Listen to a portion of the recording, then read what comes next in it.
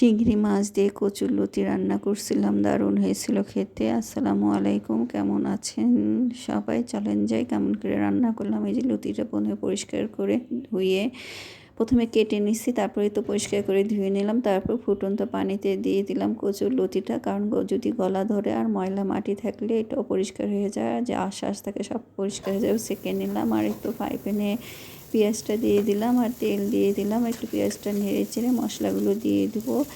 আর একটু মরিচ, আদা রসুন জিরা বাটা দিলাম, মরিচের গুঁড়া দিলাম, হলুদ লবণ সব কিছু দিয়ে একটু কষিয়ে নেব। নামার পর যেহেতু চিংড়ি মাছ দিয়ে রান্না করবো, আর চিংড়ি মাছ তো ইলিশ মাছ এগুলো ভালো করে কষালেও খাওয়া যায়, কারণ এগুলো বেশি কষালে ঘ্রাণটা নষ্ট হয়ে যায়। তো একটু নেড়ে চেড়ে মশলার মধ্যে চিংড়ি মাছগুলো দিয়ে একটু নেড়ে চেড়ে লতিটা দিয়ে দিলাম। বেশ কিছুক্ষণ জাল দিব, কষাবো, মানে কষিয়ে নেব, নেড়ে চেড়ে মশলার সাথে মিশিয়ে নেব। লতিটা সাংঘাতিক নরম হয়ে গেছে আর খেতেও সুস্বাদু।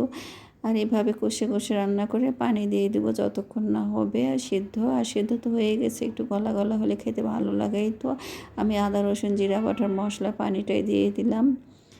যেহেতু আজকে মশলা করছি, ব্লেন্ডারটা ধুয়ে পানি রাখছিলাম, সেটা দিয়ে দিলাম। আর এই তো রান্না হয়ে যাচ্ছে আমার। মাঝখানে একবার ঢাকনাটা খুলে নেড়ে চেড়ে দিব।